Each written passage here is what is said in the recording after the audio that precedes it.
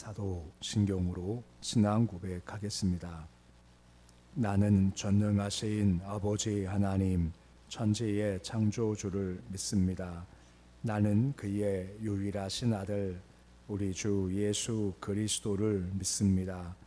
그는 성령으로 잉태되어 동정녀 마리아에게서 나시고 본디오 빌라도에게 고난을 받아 십자가에 못 박혀 죽으시고 장사된 지 사흘 만에 죽은 자 가운데서 다시 살아나셨으며 하늘에 오르시어 전능하신 아버지 하나님 우편에 앉아 계시다가 거기로부터 살아있는 자와 죽은 자를 심판하러 오십니다. 나는 성령을 믿으며 거룩한 공교회와 성도의 교제와 죄를 용서받는 것과 몸의 부활과 영생을 믿습니다. 아멘. 찬송가 288장 찬양하겠습니다.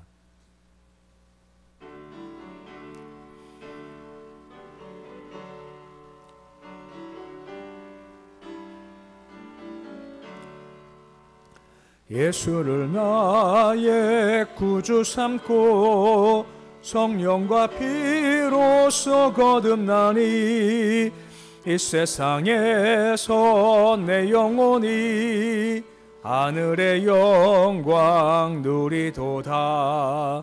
이것이 나의 간증이요 이것이 나의 찬송일세.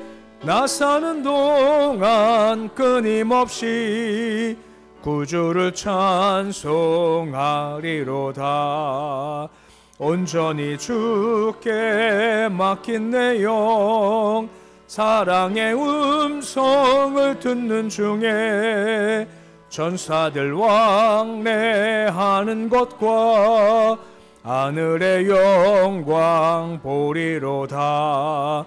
이것이 나의 간증이요 이것이 나의 찬송일세. 나 사는 동안 끊임없이 구주를 찬송하리로다. 주 안에 기쁨 누림으로 마음의 풍랑이 잔잔하니 세상과 나는 간 곳 없고 구속한 주만 보이도다. 이것이 나의 간증이요 이것이 나의 찬송일세. 나 사는 동안 끊임없이 구주를 찬송하리로다.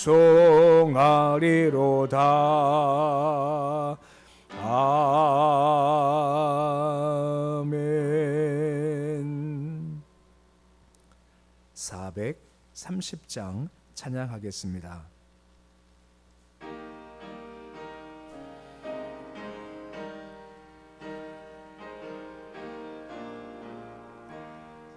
주와 같이 길 가는 것 즐거운 일 아닌가. 우리 주님 걸어가신 발자취를 밟겠네. 한 걸음 한 걸음 주 예수와 함께 날마다 날마다 우리 걸어가리. 어린아이 같은 우리 미련하고 약하나 주의 손에 이끌리어 생명길로 가겠네. 한 걸음 한 걸음 주 예수와 함께 날마다 날마다 우리 걸어가리. 꽃이 피는 들판이나 험한 골짜기라도 주가 인도하는 대로 주와 같이 가겠네. 한 걸음 한 걸음 주 예수와 함께 날마다 날마다 우리 걸어가리. 옛 선지자 에녹같이 우리들도 천국에 들려 올라갈 때까지 주와 같이 걷겠네. 한 걸음 한 걸음 주 예수와 함께 날마다 날마다 우리 걸어가리. 오늘 말씀은 에스겔서 21장 18절에서 25절까지의 말씀입니다. 에스겔서 21장 18절에서 25절까지의 말씀입니다. 에스겔서 21장 18절에서 25절까지의 말씀 우리 함께 봉독하겠습니다. 여호와의 말씀이 내게 임하여 이르시되 인자야 너는 바벨론 왕의 칼이 올 두 길을 한 땅에서 나오도록 그리되 곧 성으로 들어가는 길 어귀에다가 길이 나뉘는 지시표를 하여 칼이 암몬 족속의 라빠에 이르는 길과 유다의 견고한 성 예루살렘에 이르는 길을 그리라.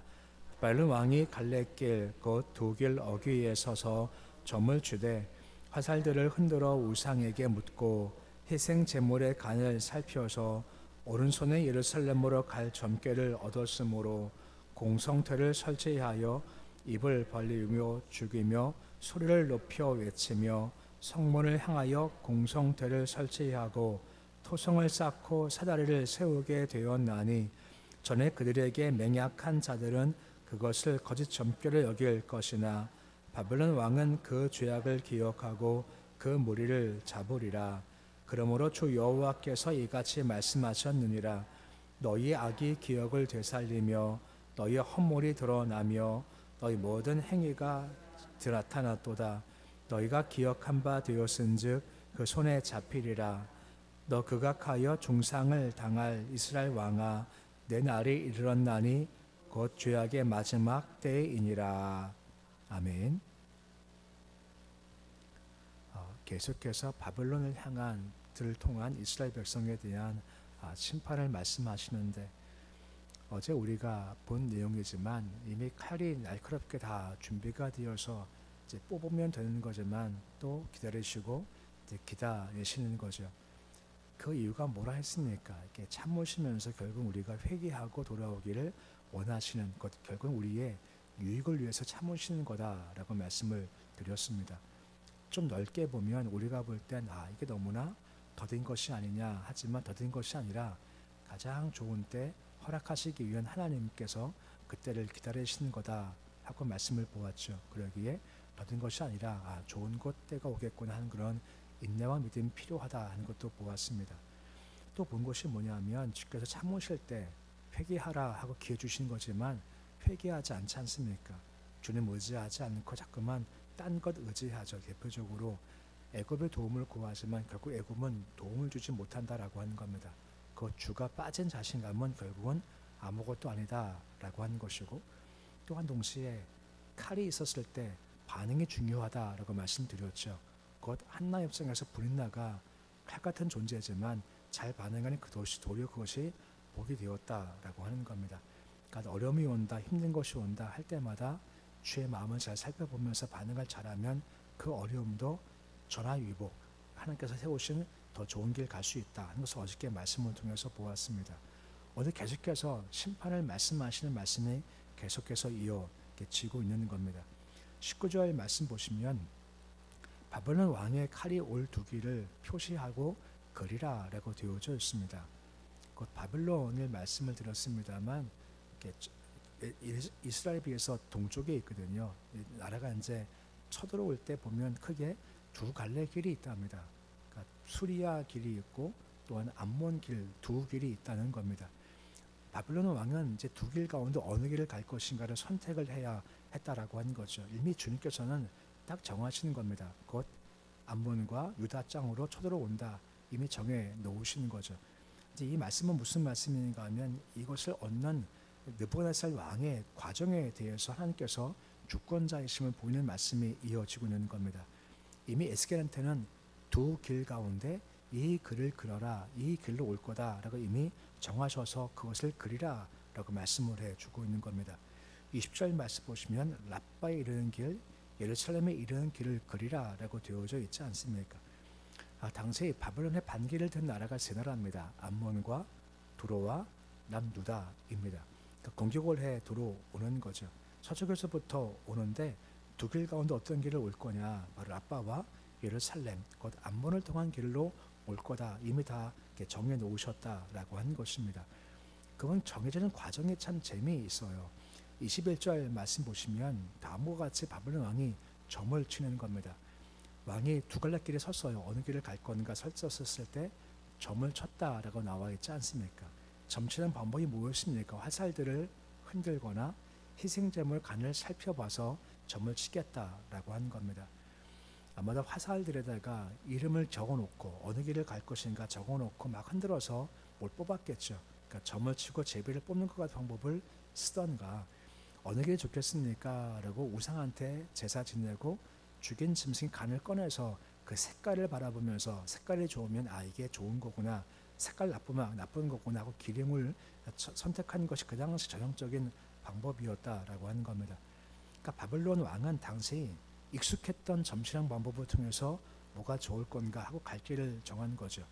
근데 말씀이 이미 갈 길은 정해지는 겁니다. 유다로 가겠다 정해진 거죠. 근데 어떤 과정을 통해서 허락하시는 건가요? 점치는 방법을 통해서 허락하시는 거죠. 물론 바벨론 왕이 알았겠습니까? 몰랐죠. 자기는 그냥 점을 치는 겁니다. 근데 많은 화살 가운데 유다가 딱 이름이 나온 겁니다. 그게 그냥 우상이 한 거겠습니까? 주께서 하신 것이겠습니까? 당연히 주께서 하셨다는 겁니다. 희생 간의 색깔을 보니까 이스라엘 땅 가라 하는 것이 색깔이 좋아요. 그게 우연이겠습니까? 주께서 하신 것이겠습니까? 주께서 하셨다는 겁니다. 이건 무슨 말인가 하면 하나님께서 뜻을 이루기 위해서 거기까지 간섭을 하신다라고 하는 겁니다.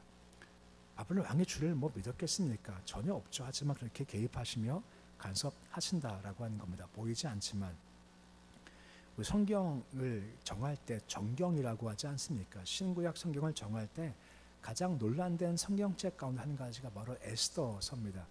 에스더서가 왜 혼란스럽고 왜 정경으로 못 지정하겠다 하는 이유가 있었냐면요. 한 가지 이유 때문입니다. 성경 에스더서를 다 읽어봐도 하나님, 여호와라는 말이 한 번도 나오지를 않습니다.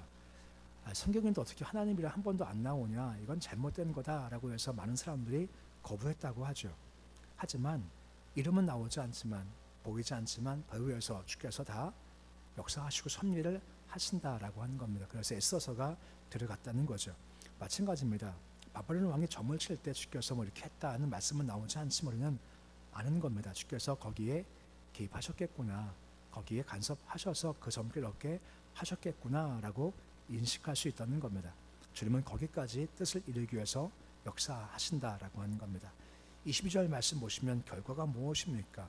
오른손에 점괘를 얻었다라고 나오죠. 오른손은 강함의 상징이기 때문에 왼손보다 권위가 있다는 의미에서 오른손이라는 것이고, 점괘를 얻었죠. 어디 가라라고 말입니까? 예루살렘으로 가라, 점괘를 얻게 된 겁니다. 근데 착각하지 마십시오. 그건 점치는 게 맞냐는 겁니다. 지금 분명히 점을 쳐서 점괘 얻었지 않습니까? 그럼 점을 치는 게 맞는 건가요? 그렇지는 않다는 겁니다. 자칫 이거 가지고 그러면 점을 쳐도 괜찮은 거냐? 그렇지는 않고 그냥 바벨론은 그것밖에 모르는 겁니다. 바벨론 왕은 점 치는 것밖에 몰라요. 그리고 점을 쳐서 얻으면 이게 맞구나라고 아는 정도의 수준의 사람이기 때문에 주님께서는 이 왕이 신뢰할 만하고 가장 믿을 만한 방법을 통해서 역사하신다라고 하는 거죠. 그러니까 바벨론 왕이 점괘 받고 나서 이게 맞는 길이구나 하고 그 길을 걸어가기 때문에 주께서 그렇게 역사하시는 것이지, 자칫 이것이 점쳐도 괜찮겠다는 그런 허용사항은 분명히 아니다라고 하는 것입니다. 그래서 점괘를 얻고 나서 그 길을 가지 않습니까? 공송태를 설치했다, 토성을 쌓았다, 사대를 세웠다라고 하는 거죠. 전부 다 뭔가요? 다 공격의 무기라고 한 것입니다. 이와 같이 주님께서 역사하시면 어떤 것도 피할 수 없고 점괘도 그 뜻에 맞게 이루어진다라고 하는 겁니다. 하나님의 섭리를 벗어날 수 없다는 거죠. 곧 아합이 전쟁에 나가지 않습니까? 다 이긴다고 했지만 미가야만큼은 아닙니다. 당신 가면 죽습니다 라고 얘기를 해요. 아합이 그걸 무시하고 전쟁 나갑니다. 한편 마음이 두려운 마음이 있었기 때문에 하나님의 그 뜻을 어떻게 벗어나고 싶어서 자기를 변장하지 않습니까? 어떻게 변장했죠? 왕복을 벗고 평민복을 입어요. 그리고 앞에 가지 않고 뒤에 숨어 있지 않습니까? 어떻게든 하나님의 그 말씀을 피해보고 싶어서 어떻게든 빠져나가려고 하는 거죠. 근데 어떻게 되었나요? 한 적군 병사가 화살을 쏴서요. 화살도 조준해 쏜 것이 아니라 그냥 쏜 겁니다. 그냥 싹 쏜 게 어디 갔다 했습니까? 갑옷, 솔기 사이. 솔기가 어디죠? 갑옷과 갑옷, 아마도 가슴판과 이 어깨 쪽을 연결시키는 그 실 사이에 화살이 꽂혔다는 거죠. 그거는 일부러 맞추고 싶어도요. 맞추기 어려운 곳인데 그냥 저희 정확히 꽂혔죠. 그리고 문제가 뭐죠? 싸움이 극렬하니까 못 도망가는 겁니다. 계속 있다가 피 흘려서 그만 죽고 말았다라고 하는 겁니다. 이게 하나님의 뜻이 한번 세워지면 결코 피할 수 없다는 겁니다. 어떤 왕이어도 피할 수가 없다라고 하는 것이 하나님의 이것이 주권과 섭리라고 하는 겁니다. 가장 복된 삶은 어떤 삶일까요? 그 섭리 아래 머무는 삶입니다. 그 말씀을 따라가는 것이 가장 복된 삶이죠. 그 이유가 무엇입니까? 말씀은 반드시 이루어지기 때문에, 섭리가 성취되기 때문에 그것이 가장 올바른 삶이다라고 말씀을 해주고 있는 겁니다. 근데 문제가 뭔지 아십니까? 이스라엘 백성은 여전히 잘 몰라요. 23절 말씀 보시면 맹약했다라고 나오죠. 맹약해서 지금 에스겔이 그림을 그리고 이리로 쳐들어올 거야 하는 것을 거짓 점괘야 라고 치부한다라고 하는 겁니다. 무슨 말인가 하면 이스라엘 백성이 맹약을 맺었죠. 누구와 말입니까? 하나님과 약속을 맺었습니다.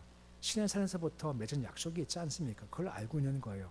이 언약이 있으니 우리가 주의 백성이고 주님은 우리의 하나님이셔. 우리는 걱정하지 않아. 아니 예루살렘에 있는데 우리가 뭐 지겠어. 걱정하지 않아 하는 헛된 자신감을 가지고 있었던 거죠.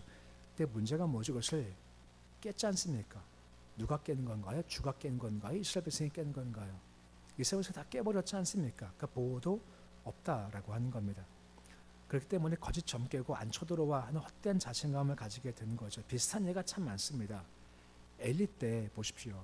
1차 때 블레셋과 싸워서 패배했죠. 2차 때 어떻게 했습니까? 뭘 가져옵니까? 실로에서 법궤를 가져옵니다. 법궤 가져오면서 야 우리 이제 승리했다. 걱정하지 않아. 했지 않습니까? 이게 우상숭배적 마음인 겁니다. 우상숭배는요. 삶은 관심도 없습니다. 그냥 욕심만 추구하면 돼요. 욕심만 성취하면 돼요. 이것밖에 없는 거죠. 법궤와 우리 승리할 수 있어 하고 자신감 얻었습니다만 결과가 뭐였습니까? 패해도요. 대패했고 뭘 뺏기죠? 법궤까지 빼앗겨 버리지 않습니까? 그 이유가 무엇입니까? 하나님의 능력이 사라진 건가요? 그렇지 않습니다. 그 삶이 온전치 못한 겁니다.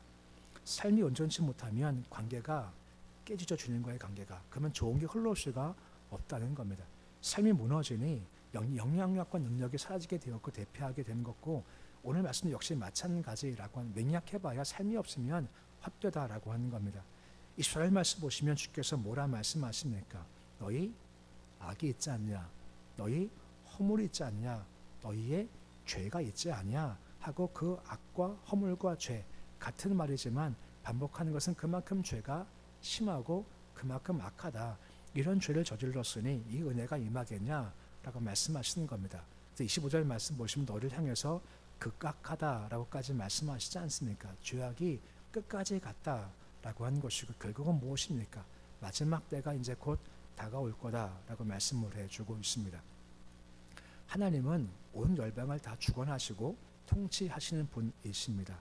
왕이 점치는 것도 간섭하셔서 결국 그 뜻을 이루시는 것이 하나님의 능력이다라고 하는 것입니다. 달리 말하면 하나님은 어떤 상황, 사람, 조건 넘어서 역사하시는 분이다라고 하는 것입니다. 모든 것을 통치하시죠. 중요한 것은 그분과의 관계가 참 중요한 겁니다. 오늘 나오지 않습니까?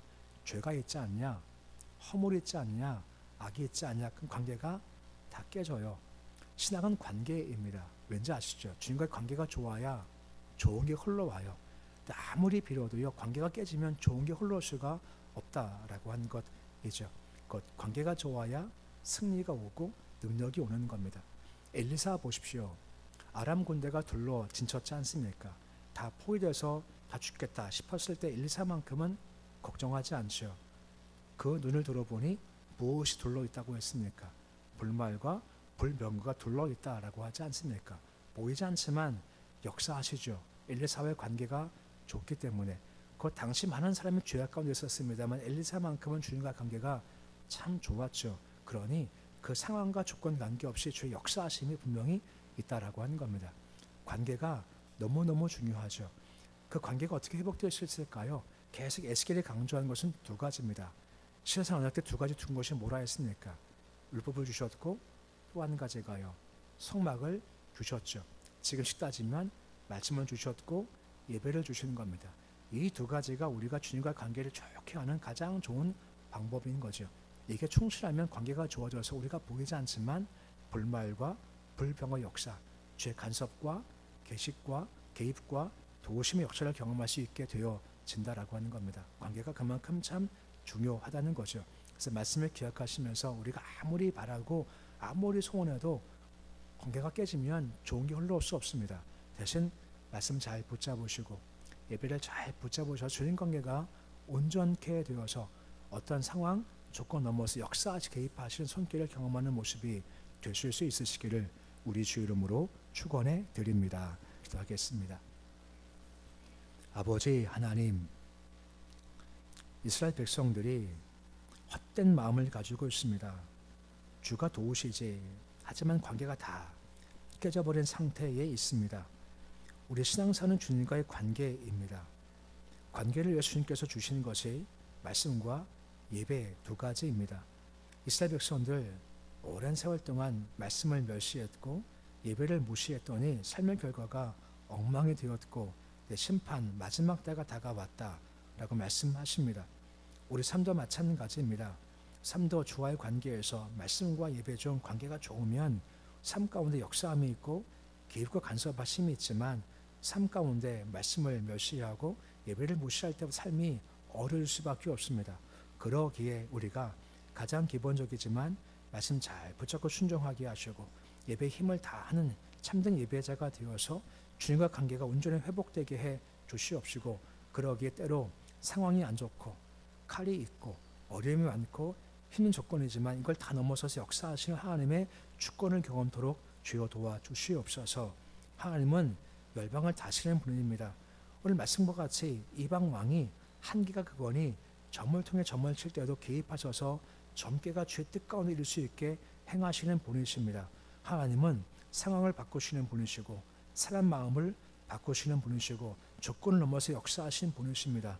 도우셔서 그 주님과 관계가 참 좋아져서 우리가 어찌할 수 없는 상황들을, 사람의 마음들을, 조건들을 변화시키는 주의 손길을 경험토록 주여 도와주시옵소서. 모든 주일입니다.